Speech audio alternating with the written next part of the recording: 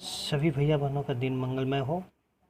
मैं मानवेंद्र कुशवाहा आज पुनः हिंदी की कक्षा लेकर उपस्थित हुआ हूँ।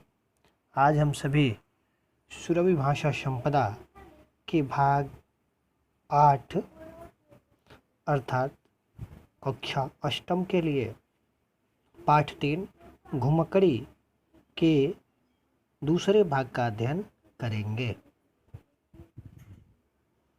यहाँ से देखेंगे, कोलंबस और वास्को डी गामा दो घुमक्कड़ ही थे जिन्होंने पश्चिमी देशों के आगे बढ़ने का रास्ता खोला। अर्थात कोलंबस और वास्को डी गामा दोनों यदि घूमे नहीं होते, समुद्र के रास्ते नहीं गए होते, तो आज भारत और अमेरिका की खोज नहीं हो पाती।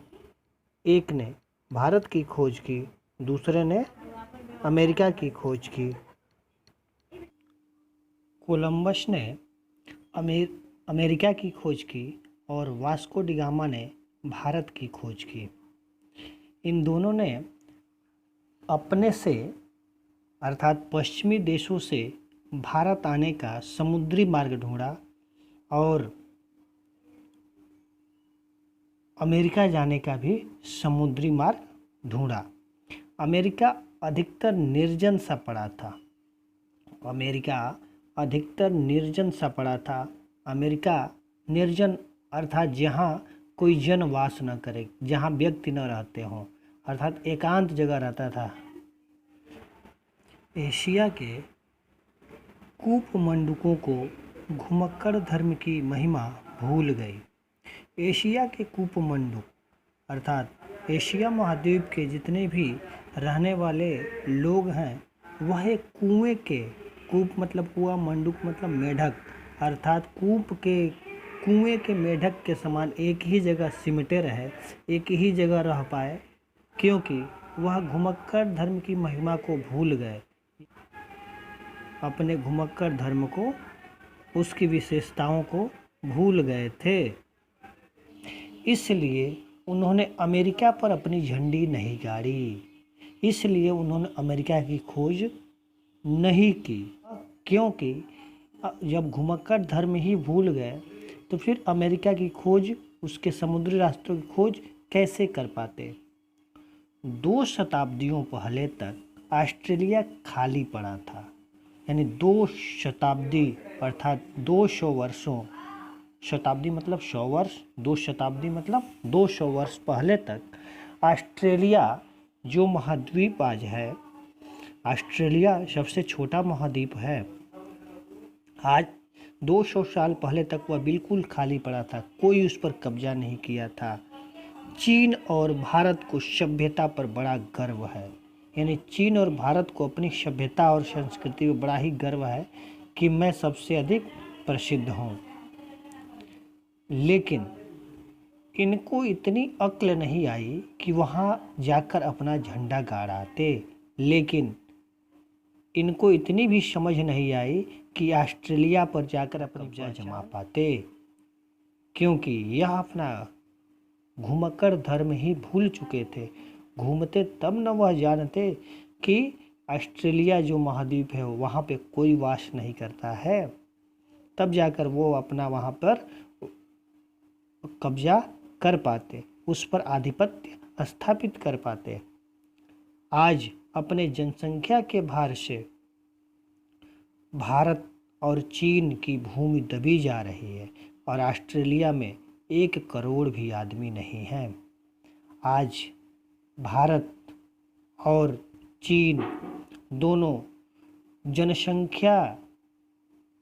दोनों देशों में जनसंख्या इतनी बढ़ती जा रही है कि वहाँ भूमि, रहने के स्थान भी छोटे होते जा रहे हैं। जनसंख्या के दृष्टिकोण से चीन पहले स्थान पर आता है, दूसरे स्थान पर भारत का नंबर आता है। यदि भूभाग इनके पास रहता तो फिर जनसंख्या का मार यह झेल सकते थे, लेकिन भूभाग सीमित, जनसंख्या बढ़ती जा रही है। जो छोटा महाद्वीप है ऑस्ट्रेलिया, वहाँ 1 करोड़ भी आदमी नहीं है, अर्थात वहाँ की जनसंख्या बहुत ही कम है। आज एशियाइयों के लिए ऑस्ट्रेलिया का द्वार बंद है। आज जो एशियाई देशों में रहने वाले लोग हैं, उनके लिए ऑस्ट्रेलिया में निवास करना, वहाँ रहना बिल्कुल प्रतिबंधित है। वहाँ आप केवल विजिट वीज़ा लेकर या पर्यटन वीज़ा लेकर ही आप वहाँ पे घूम सकते हैं। लेकिन 2 सदी पहले तक वह हमारे हाथ की चीज़ थी, अर्थात 200 साल पहले तक उस पर हमारा कब्जा हो सकता था। क्यों भारत और चीन ऑस्ट्रेलिया की अपार संपत्ति और अमित भूमि से वंचित रह गए?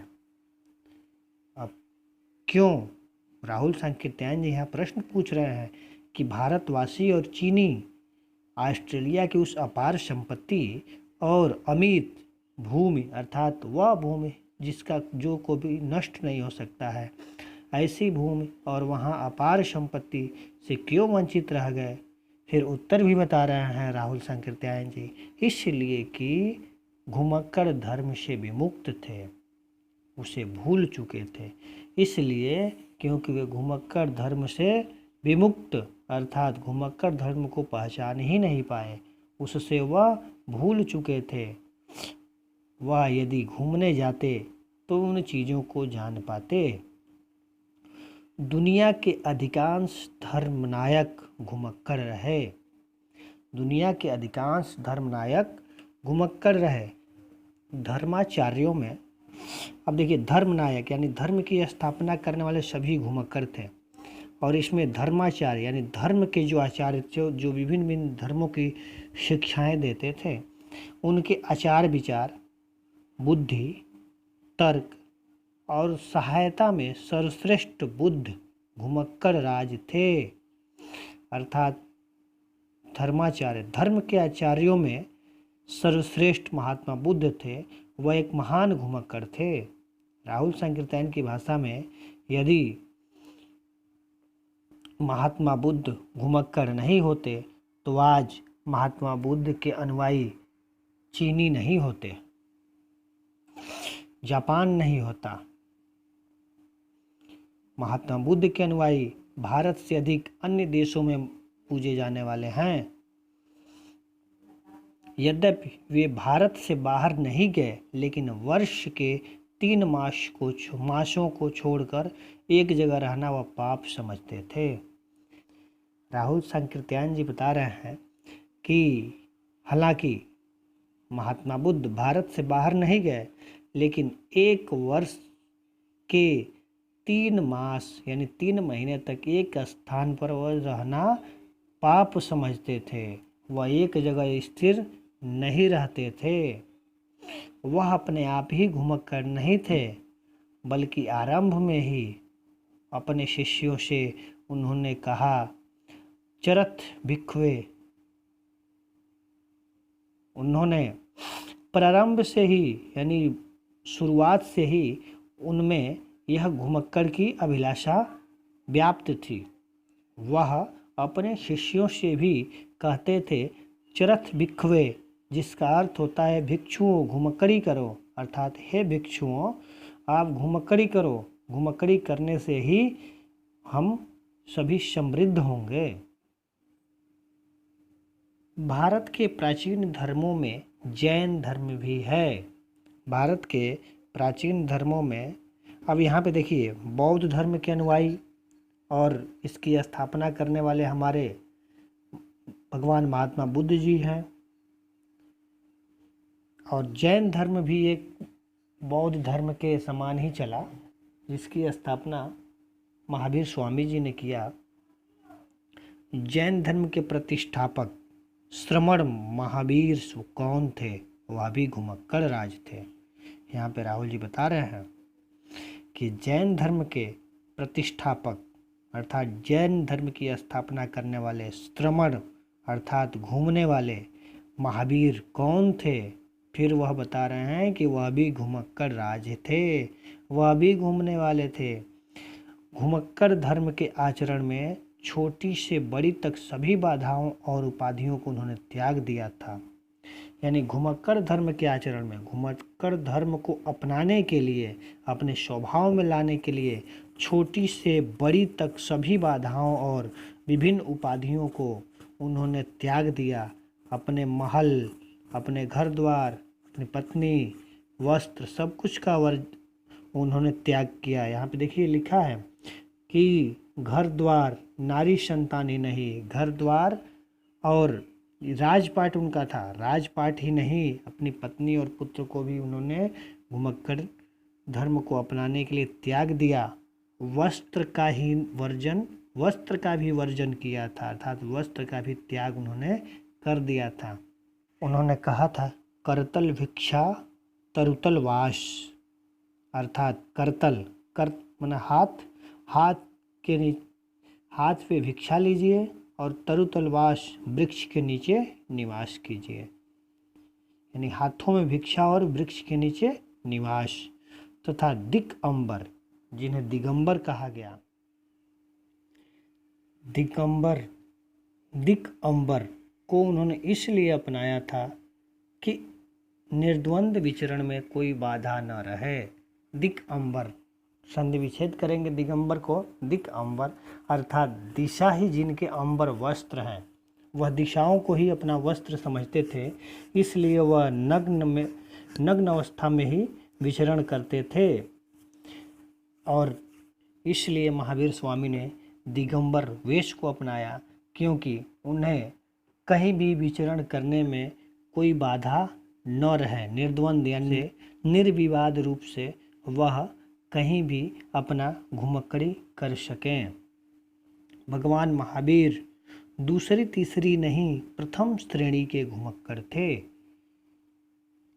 महावीर स्वामी के बारे में राहुल संकीर्तन जी बता रहे हैं कि ऐसा नहीं है कि वह कुछ दिन घूमते, कुछ दिन रुक जाते, फिर कुछ दिन घूमते, और वह एक नंबर के, अर्थात कह सकते हैं कि वह अव्वल दर्जे के यानी प्रथम श्रेणी के घुमक्कड़ थे।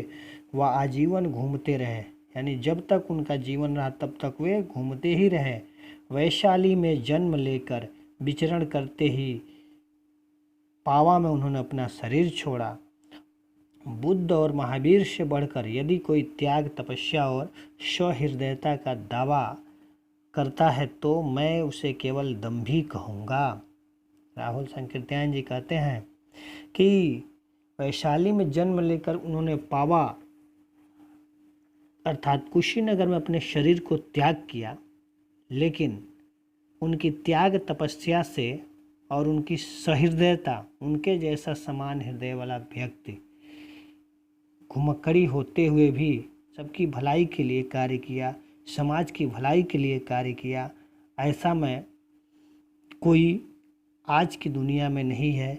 यदि है तो मैं उसे केवल दंभी कहूँगा, केवल वह आत्मघमंडी ही रहेगा, क्योंकि आजकल ऐसे व्यक्ति नहीं पाए जाते। वह अपने आप में एक पाखंडी ही होगा जो ऐसा दावा करेगा। आजकल कुटिया या आश्रम बनाकर तेली के बैल की तरह कोल्हू से कितने ही लोग अपने को अद्वितीय महात्मा कहते हैं या चेलों से कहलवाते हैं। लेकिन मैं तो कहूँगा घुमक्कड़ी को त्याग कर यदि महापुरुष बन जाता तो फिर ऐसे लोग गली गली में देखे जाते।